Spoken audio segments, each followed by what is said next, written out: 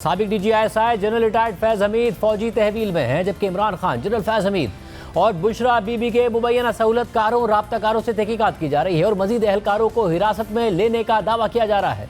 जबकि साबिक chief justice Saqib Nisar, जिनके हवाले से जनरल फैज़ हमीद की गिरफ्तारी के बाद से मुख्तलिफ खबरें सामने आ रही थी, उनका जनरल फैज़ हमीद से ताल्लुक पर मौक़िफ़ सामने आ गया है। वो मौक़िफ़ भी आपके सामने रखेंगे। इससे पहले आपको बताएं कि अडियाला जेल में इमरान खान के लिए सहूलतकारी और राब्ताकारी के इल्जामात के तहत मजीद 6 एहलकारों को हिरासत में ले लिया गया है। जियो न्यूज़ के नुमाइंदे शबीर डार की खबर के मुताबिक सिक्योरिटी इदारे मजीद 6 जेल मुलाजमीन को हिरासत में लेकर पूछगछ कर रहे हैं, जिनमें 3 खवातीन भी शामिल हैं। ज़राए के मुताबिक जेर हिरासत मुलाजमीन में एक स्वीपर, 2 लेडी वार्डन्स और CCTV कैमरों की निगरानी करने वाले 3 एहलकार शामिल हैं। इन मुलाजमीन के मोबाइल फ़ोन कब्जे में ले लिए गए हैं। ज़राए के मुताबिक खवातीन एहलकारों पर इल्ज़ाम है कि वो जेल में बुशरा बीबी और इमरान खान के दरमियान पैगाम रसानी करती थीं। इसके अलावा अडियाला जेल में निगरानी के लिए अफरादी क़ुव्वत में इजाफा कर दिया गया है। जबकि इस हवाले से BBC की खबर में लिखा है कि महकमा जेल खाना जात के एहलकार के मुताबिक मुलाजमीन को पहले से हिरासत में deputy superintendent jail Mohammad Akram और असिस्टेंट सुप्रिटेंडेंट बिलाल से तफ्तीश के नतीजे में हिरासत में लिया गया है।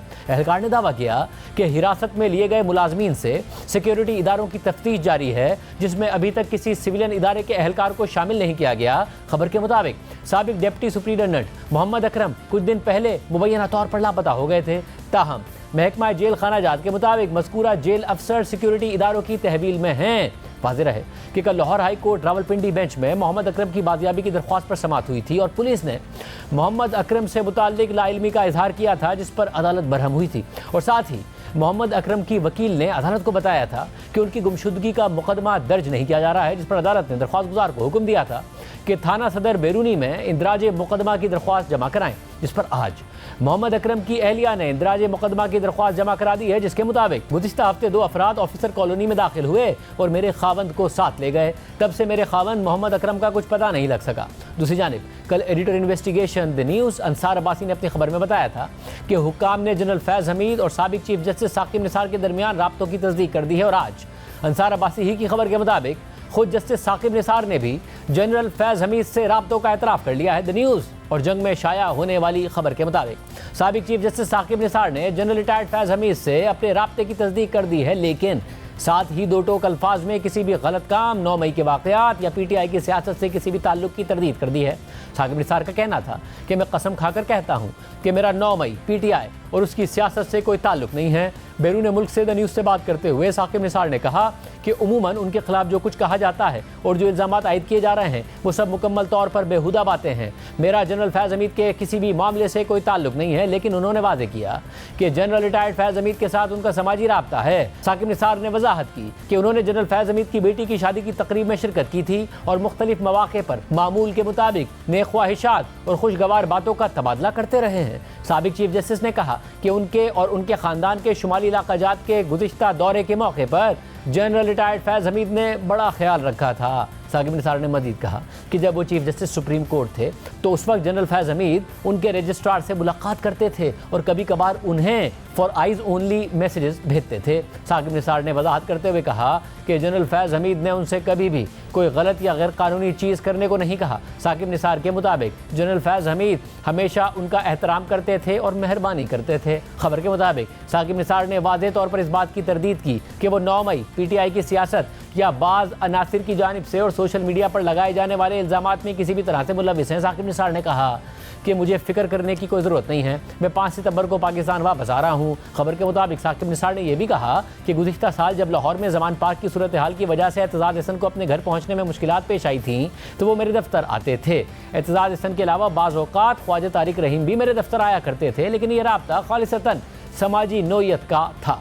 साबिक चीफ जस्टिस साकिब निसार ये दावा कर रहे हैं कि उनका PTI से कोई ताल्लुक़ नहीं है, मगर कुछ अरसा पहले उनके बेटे नजम साकिब की ऑडियो सामने आई थी, जिसमें वो मुबैना तौर पर तहरीक इंसाफ का टिकट दिलवाने पर अपने वालिद साकिब निसार को क्रेडिट दे रहे थे और 1 करोड़ 20 लाख रुपए का मुतालबा कर रहे थे। इसके अलावा जिसे साकिब निसार ने भी दावा किया कि उनके जनरल रिटायर्ड फैज़ हमीद से सिर्फ समाजी ताल्लुकात थे और उन्होंने कभी उनसे कोई गलत काम करने का नहीं कहा, मगर साबिक आर्मी चीफ और जनरल फैज़ हमीद के बॉस जनरल बाजवा तो ये कहानी बयान कर चुके हैं कि कैसे जनरल फैज़ हमीद ने ही चीफ जस्टिस साकिब निसार से एक गैर मामूली सियासी फैसला दिलवाया जिसके पाकिस्तान की सियासत पर गहरे असरात पड़े। मई 2017 में जिस वक्त जनरल फैज़ हमीद अपने ज़ाती फ़ायदे के लिए हाउसिंग सोसाइटी पर छापा पड़वा रहे थे तो उन्हीं दिनों में नवाज शरीफ के खिलाफ पनामा का मामला सुप्रीम कोर्ट पहुंच चुका था। जीआईटी नवाज शरीफ के खिलाफ तहकीकात कर रही थी और फिर जीआईटी की रिपोर्ट की रोशनी में सुप्रीम कोर्ट ने नवाज शरीफ को नाअहल करार दिया। खुद इमरान खान ने बाद में तस्लीम किया कि जीआईटी में फौज के 2 ब्रिगेडियर्स ने नवाज शरीफ को नाअहल कराने में अहम किरदार अदा किया। सिर्फ यही नहीं, जब नवाज शरीफ की नाअहली के बाद उनके और उनके खानदान के खिलाफ एहतसाब अदालत में रेफरेंसेस चलाए गए तो सुप्रीम कोर्ट के हुक्म पर जस्टिस एजाजुल एहसन को उनके केसेस की निगरानी के लिए मॉनिटरिंग जज बनाया गया ताकि जल्द से जल्द केसेस पर सजाएं सुनाई जा सकें। जस्टिस एजाजुल एहसन ने मौजूदा चीफ जस्टिस जस्टिस काजी फाइज ईसा के बाद चीफ जस्टिस बनना था, मगर जैसे ही उनके हवाले से कुछ इल्ज़ामात सामने आने लगे, कयास सराइयाँ होने लगी, तो उन्होंने सामना करने के बजाय रवां साल जनवरी में अचानक इस्तीफा दे दिया। और जहाँ 2017 में जनरल फैज़ हमीद नवाज शरीफ को नाअहल करवाकर सियासत से ही बाहर कराने में मसरूफ थे और हुकूमत के खिलाफ तहरीक लब्बैक के धरने में उनका किरदार सामने आ रहा था, तो वहीं जनरल फैज़ हमीद इमरान खान के लिए आगे का रास्ता हमवार कर रहे थे। खुद जनरल बाजवा के दावे के मुताबिक जनरल फैज़ हमीद ने चीफ जस्टिस साकिब निसार के जरिए इमरान खान को सादिक और अमीन करार दिलवाया, लेकिन आज साकिब निसार कह रहे हैं कि जनरल फैज़ हमीद ने उनसे कभी कोई गलत काम नहीं करवाया। 2017 में इमरान खान के खिलाफ सुप्रीम कोर्ट में आइन के आर्टिकल 62-63 के तहत नाअहली का मुकदमा चल रहा था और इस बारे में 29 दिसंबर 2022 को जावेद चौधरी ने अपने कॉलम में जनरल बाजवा का मौक़िफ़ दोहराते हुए लिखा था कि इमरान खान ने जनरल बाजवा से मुकदमे में मदद मांगी। मियां नवाज शरीफ उस वक्त तक पनामा केस में डिस्क्वालीफाई हो चुके थे और इमरान खान की डिस्क्वालिफिकेशन सामने नजर आ रही थी। जनरल बाजवा ने डीजीसी यानी मेजर जनरल फैज़ हमीद को इमरान खान की मदद की हिदायत कर दी। उनका ख्याल था कि एक वजीर आजम डिस्क्वालीफाई हो चुका है और अगर दूसरा इलेक्शन से पहले ही डिस्क्वालीफाई हो गया तो मुल्क कैसे चलेगा। जनरल फैज़ हमीद ने मुल्क के एक मशहूर वकील को अपना एलची बनाकर चीफ जस्टिस साकिब निसार के पास भिजवाया। ये वकील साहिब लाहौर में चीफ जस्टिस से मिले, इब्तिदाई बातचीत हुई। इसके बाद जनरल फैज़ हमीद और जस्टिस साकिब निसार की मुलाकात हुई। साकिब निसार इमरान खान और जहांगीर तरीन दोनों को बैक वक्त सादिक और अमीन डिक्लेयर करने के लिए तैयार नहीं थे। उनका कहना था कि मेरे साथी जज नहीं मानेंगे, आप दोनों में से किसी एक को बचा लें। फैसला हुआ कि सरेदस्त जहांगीर तरीन को कुर्बान कर दिया जाए, ताहम फ्यूचर में उनकी बहाली की गुंजाइश ज़रूर रखी जाए। इसके बाद चीफ जस्टिस को 2 वकील दिए गए। उन वकीलों ने इमरान खान और जहांगीर तरीन का फैसला लिखा। 15 दिसंबर 2017 को फैसला सुनाने का ऐलान हुआ और फिर इमरान खान सादिक अमीन करार दिए गए जबकि जहांगीर तरीन नाअहल कर दिए गए। इन बातों की इमरान खान के साबिक करीबी साथी ओन चौधरी ने हमारे प्रोग्राम में बात करते हुए ये तस्दीक की। जो सादिक अमीन वाला फैसला है और जहांगीर तरीन को डिस्क्वालीफाई करने वाला फैसला है, उसमें जनरल कमर जावेद बाजवा का नाम आना, इमरान खान का जनरल बाजवा से मुलाकात के लिए जाना और जहांगीर तरीन ही उनको लेके गए थे, उसके बाद एक बैलेंसिंग एक्ट होना, कितनी सदाकत है इन सारी बातों में। जहांगीर तरीन साहब की नाअहली से पहले ही मुझे ये इल्म हो चुका था और बड़े पावरफुल क्वार्टर से इल्म हो चुका था कि जहांगीर तरीन साहब को डिस्क्वालीफाई किया जा रहा है और इमरान खान साहब को क्लियर किया जा रहा है। ये तयशुदा बात थी, इनको एनआरओ देना था और साकिब निसार साहब को जो भी जहां से इंस्ट्रक्शन मिली आपको पता ही, आप बता चुके हैं। जब आपको इक़्तिदार हासिल करना था आपको तो किसी भी हद तक जाना पड़ता था, उनके घुटने पकड़ने पड़ते थे तो आप पकड़ने को तैयार हो जाते थे। ये मैं जानता हूँ इस चीज को कि कहाँ मीटिंगें हुई, कब मीटिंग हुई, किस तरह मीटिंग हुई, कैसे मीटिंग होती थी, क्या होता था। ठीक है, ये कौम को पता चलना चाहिए कि आज जो बड़ी बड़ी बातें, बड़े बड़े दावे किए जा रहे हैं। मैं आज आपको एक और ब्रेकिंग न्यूज सुनाऊं शाहज़ेब भाई, आज तरीन साहब की रिव्यू पिटीशन को भी रिजेक्ट करवाने में डायरेक्ट साकिब निसार साहब को पीएम साहब का फोन जाता है कि ये रिव्यू पिटीशन आपने इसमें इनको रिजेक्ट कर देना है। आपके इल्म में है और आपने खुद ने जाती तौर पर यह बात देखी कि 2018 से पहले 16-17 के दौरान इमरान खान जनरल बाजवा से मुलाकात करने के लिए जाते थे? मैंने सच बोलना है, बिल्कुल जाते थे, क्यों नहीं जाते थे, झूठ क्यों बोलूं मैं।